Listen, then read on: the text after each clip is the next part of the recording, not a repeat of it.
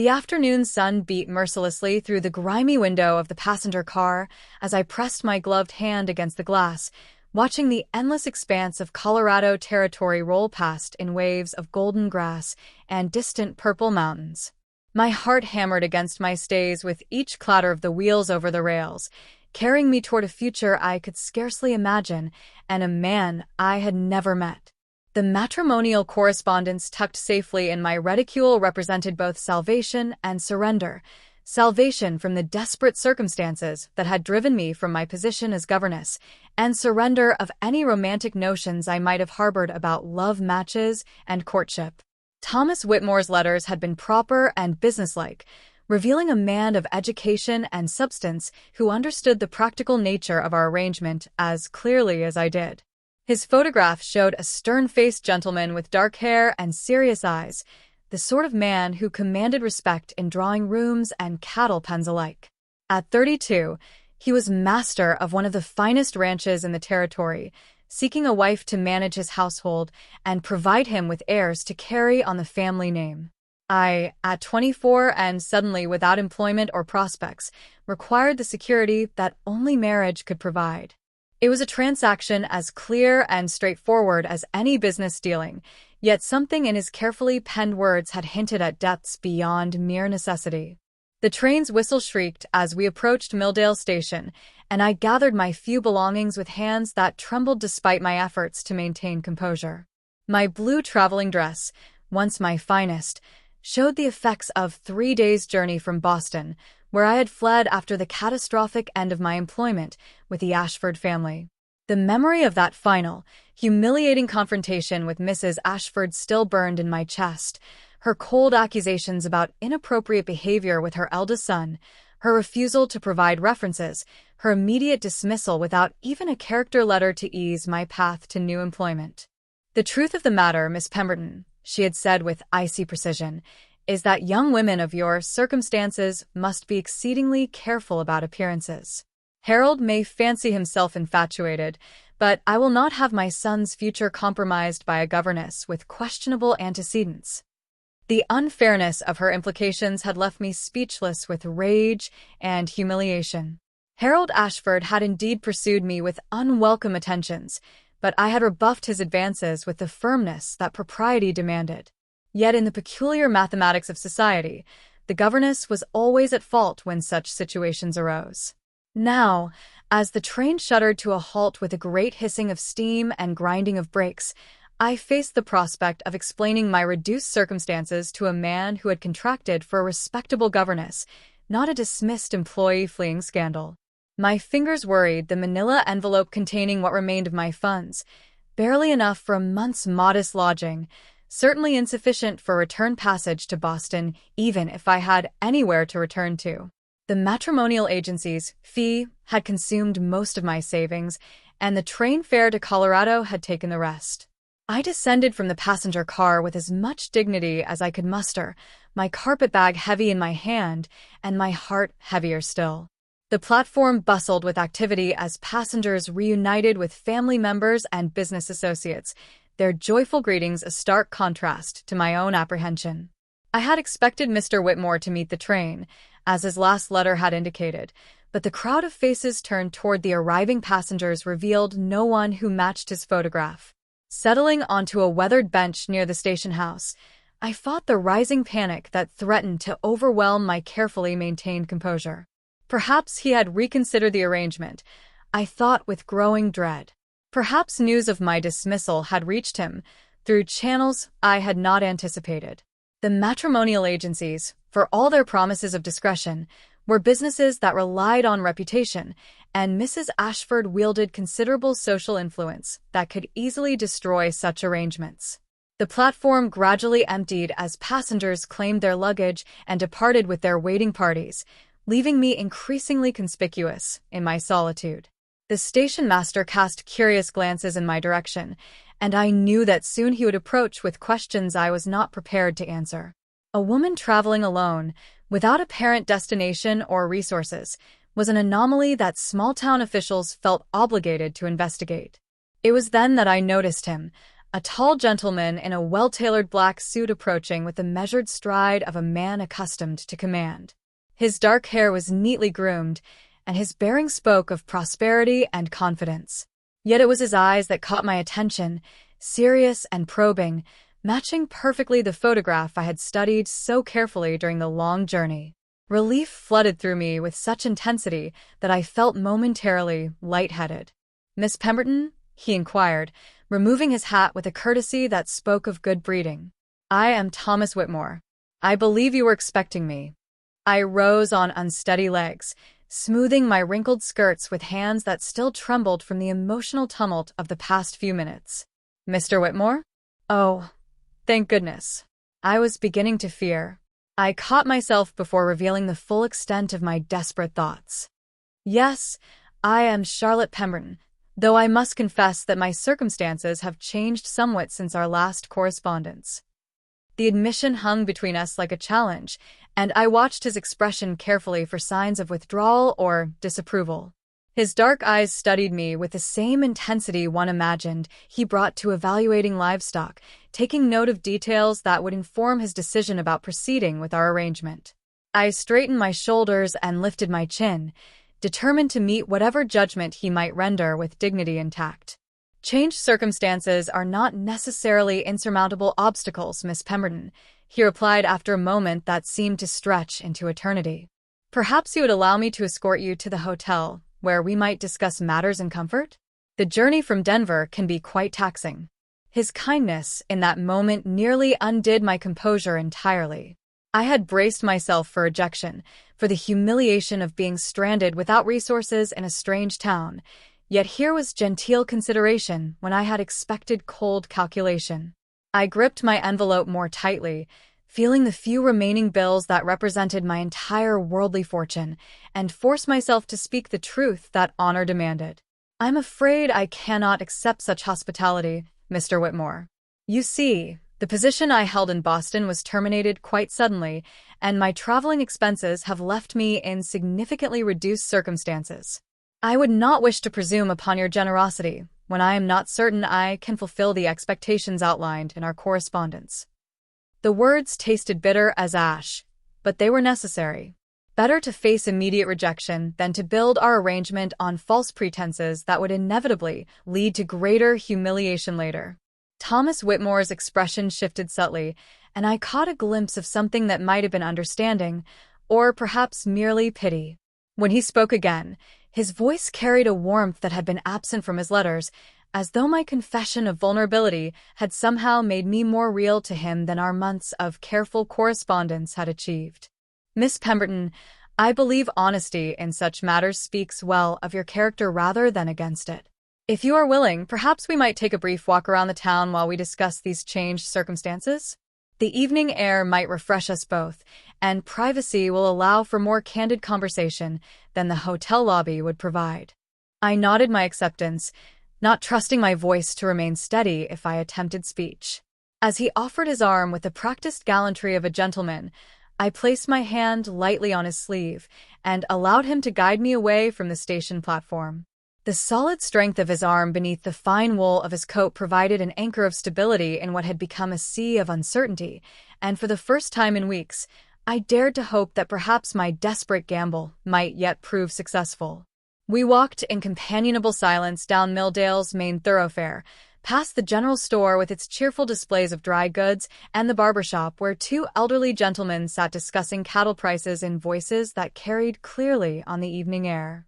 Thomas maintained a pace that accommodated my travel fatigue, while allowing me time to compose my thoughts for the difficult conversation that lay ahead. His presence beside me felt unexpectedly reassuring, solid and dependable in a way that his letters had only hinted at, and I found myself stealing glances at his profile as we passed beneath the golden light spilling from storefront windows. "The circumstances of your departure from Boston," he said finally, his voice carefully neutral as we paused beside a small park where cottonwood trees provided welcome shade. "Were they of a nature that would reflect poorly upon your character, or rather upon those who chose to judge you unfairly?" The directness of his question caught me off guard, yet something in his tone suggested that my answer mattered to him in ways beyond mere practical consideration. I studied his face in the gathering twilight, searching for signs of condemnation or dismissal, but found instead an expression of patient attention that encouraged honesty. The latter, I believe, though I fear the distinction may matter little in practical terms. I drew a steadying breath and launched into the humiliating tale of Harold Ashford's unwelcome attentions and his mother's subsequent accusations. Mrs. Ashford was quite clear that my antecedents made me unsuitable company for her son, regardless of my efforts to discourage his advances. She dismissed me without references and made it known throughout her social circle that I was not to be trusted in respectable households. Thomas listened without interruption, his dark eyes never leaving my face as I recounted the painful details of my disgrace. When I finished, he was quiet for a long moment, his jaw working as though he wrestled with thoughts too complex for immediate expression. "And what did you do to encourage these advances?" he asked finally, the question delivered with a sharpness that made me stiffen. "Nothing whatsoever," I replied with perhaps more heat than propriety warranted. I conducted myself with perfect propriety at all times, as my position demanded. Harold Ashford required no encouragement. He was the sort of young man who believes his desires constitute sufficient reason for any woman to welcome his attentions. Yet his mother blamed you entirely for the situation? Naturally. It is far easier to dismiss a governess than to acknowledge that one's son is capable of ungentlemanly behavior.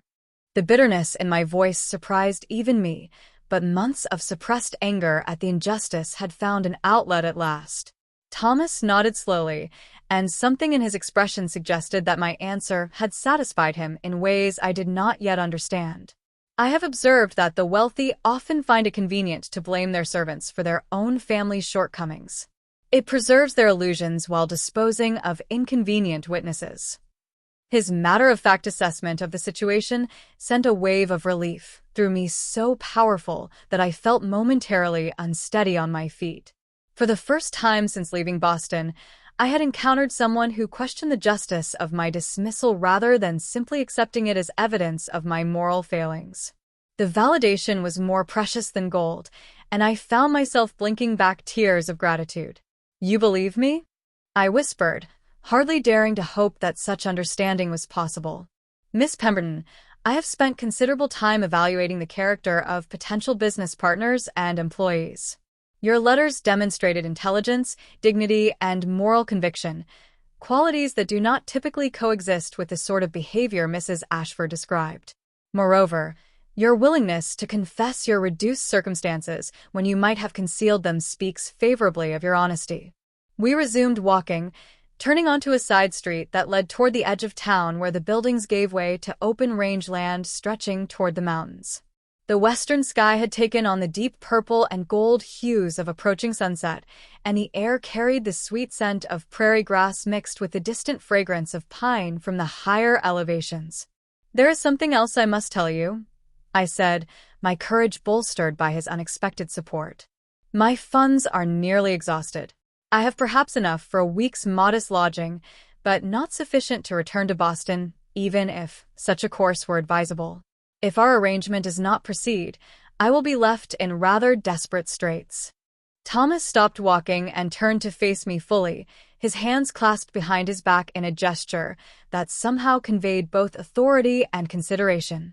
"Miss Pemberton, may I speak plainly about the nature of my own circumstances?" I nodded, curious about what revelations might be forthcoming from this increasingly complex man. "My father has given me an ultimatum regarding marriage. I am to present him with a bride by autumn, or he will select one for me according to his own preferences.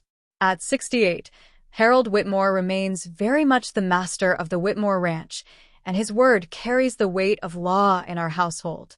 I entered into correspondence with the matrimonial agency not from romantic inclination, but from a desire to maintain some degree of choice in a matter where choice was rapidly being removed from my consideration." The candor of his admission struck me with its unexpected vulnerability. Here was a successful man of obvious intelligence and capability, yet he faced constraints upon his freedom that paralleled my own desperate circumstances in their limiting nature. "I see," I said softly, beginning to understand that our arrangement served mutual necessities rather than unilateral rescue. What I propose, Thomas continued, his voice taking on the decisive tone of a man accustomed to making important decisions quickly, is that we proceed with our original arrangement, but with full awareness of our respective situations. You require security and respectability. I require a wife who can manage a household and satisfy my father's demands for family continuity. The changed circumstances you mention need not alter the fundamental compatibility of our needs.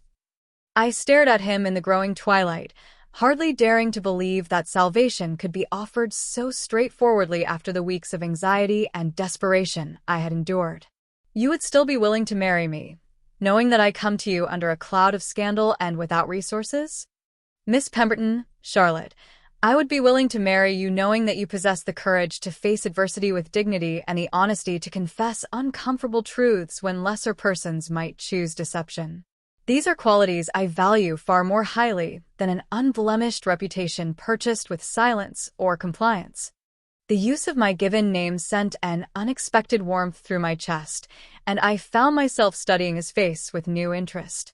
In the golden light of sunset, the stern features I had noted in his photograph seemed softer, more approachable, and something in his dark eyes suggested depths of understanding that his formal letters had never revealed. There is one additional consideration, he said, his voice dropping to a more intimate register that made me acutely aware of our proximity in the gathering dusk. My father will undoubtedly investigate your background once our engagement is announced.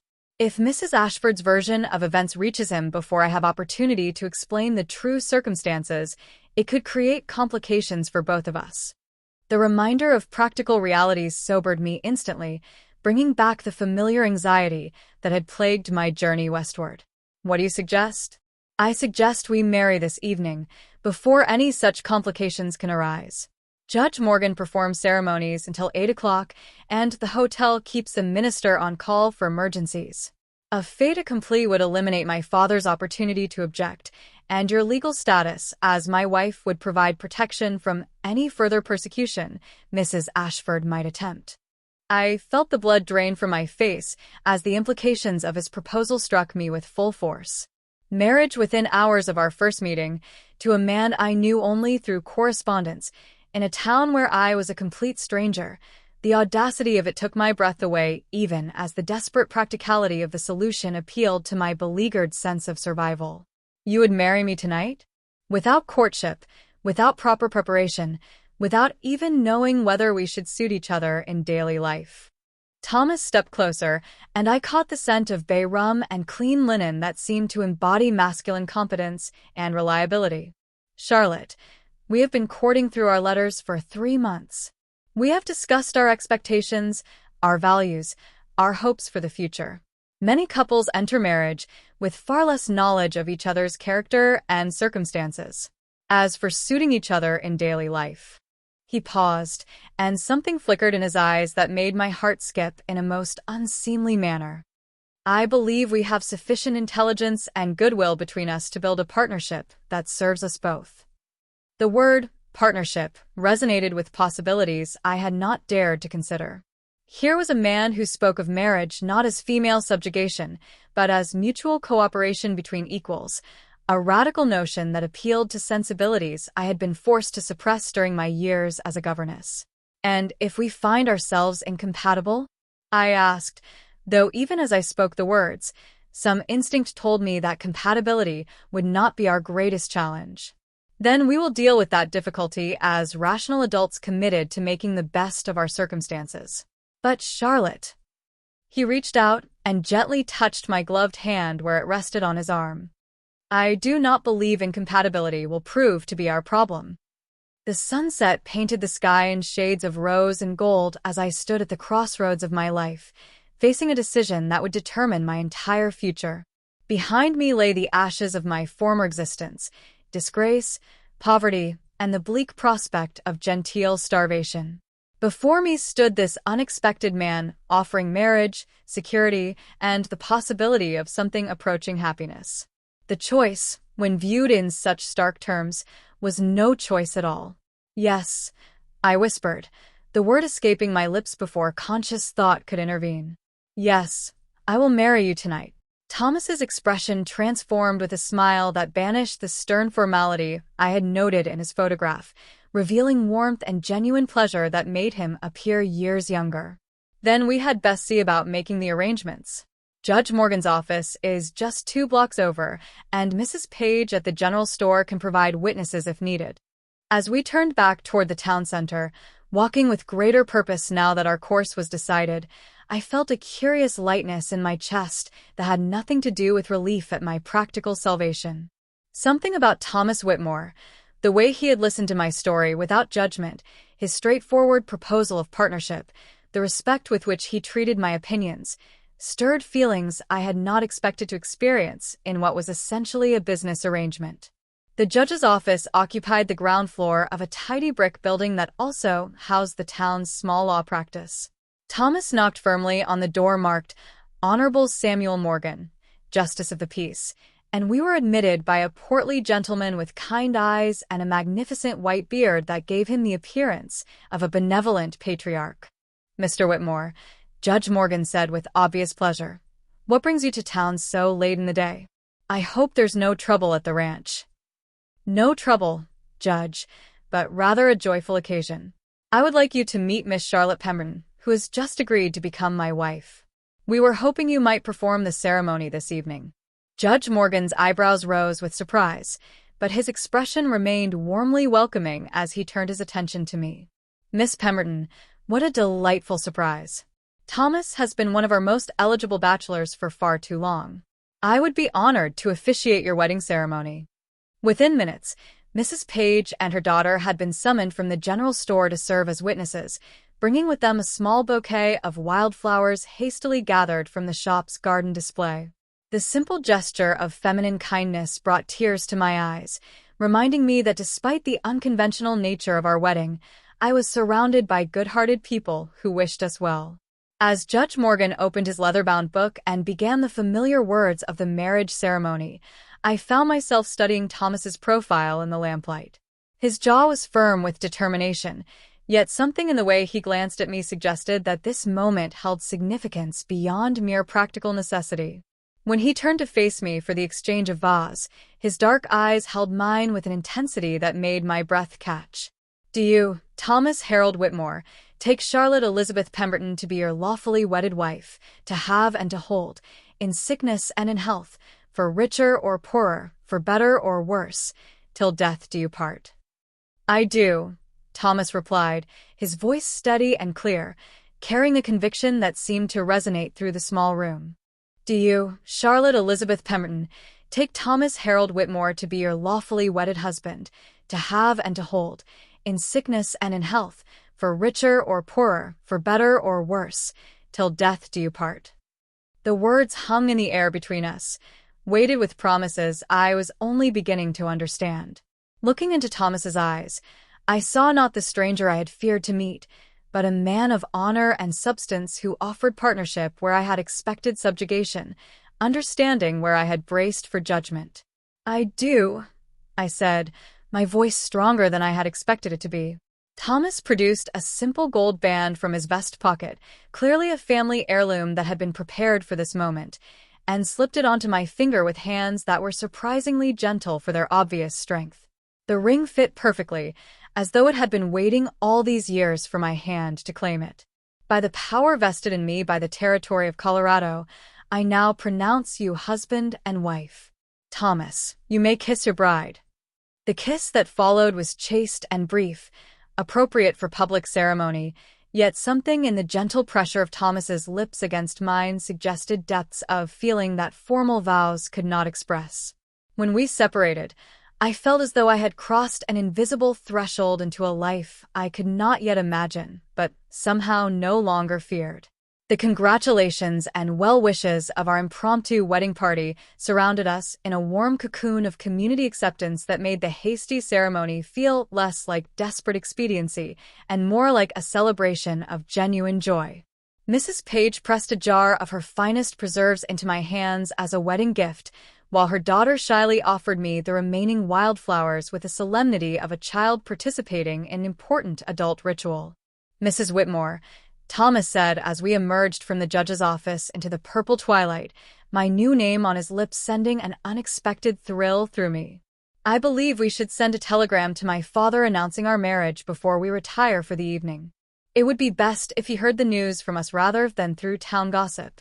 The practicality of his suggestion could not disguise the significance of what he was proposing: immediate integration into his family and social circle, public acknowledgement of our union, and his protection of my reputation through the legitimacy of marriage.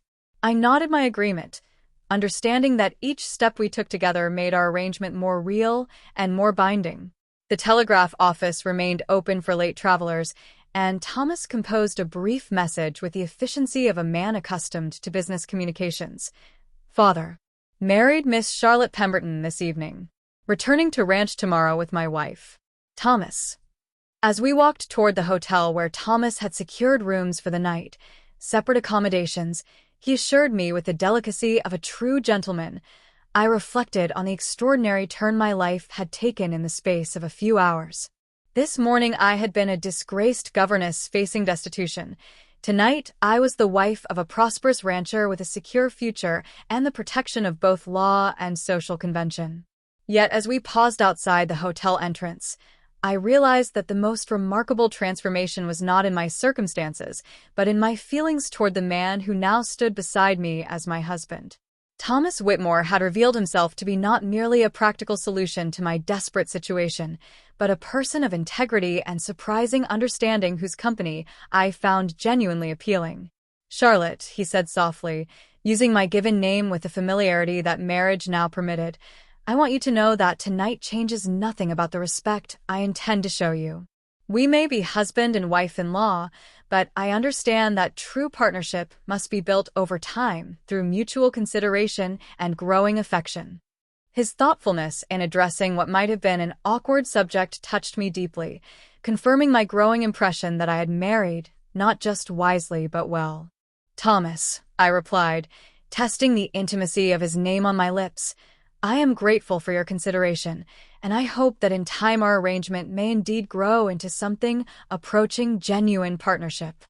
I believe it shall, he said with quiet confidence, offering his arm to escort me into the hotel lobby. We have made a promising beginning. As we approached the front desk to register as Mr. and Mrs. Whitmore, I caught sight of our reflection in the mirror behind the clerk's station. We looked, I thought with surprise, like a couple who belonged together. He tall and distinguished in his dark suit, I neat and respectable despite my travel fatigue. There was something in our bearing that suggested compatibility, even affection, rather than mere convenience. The hotel clerk's congratulations on our recent marriage were warmly sincere, and I realized that our union had already been accepted by the community as a natural and fitting development. Whatever challenges might await us at the Whitmore Ranch, we would face them together, bound by law and protected by the social approval that legitimate marriage provided. As Thomas handed me the key to my room with a gentle smile that promised both patience and hope for our future, I reflected on the miraculous transformation that had occurred in my life. I had boarded the train in Boston as Charlotte Pemberton, a disgraced governess with no prospects and few resources. I would wake tomorrow morning as Charlotte Whitmore, the wife of one of Colorado Territory's most respected ranchers, with a secure future and the protection of both law and social standing. More importantly, I had found in Thomas a man whose character promised partnership rather than domination, understanding rather than judgment, and the possibility of genuine affection built on mutual respect and shared values. Whatever the future might hold, we would face it together as equals committed to building something meaningful from the practical foundation of our arranged marriage. The forgotten bride who had sat alone on the station platform just hours ago no longer existed. In her place stood a woman ready to embrace the opportunities and challenges of her new life with the courage that had carried her through adversity and the hope that love might yet grow from the seeds of mutual respect and understanding that had already taken root between us on this remarkable wedding day.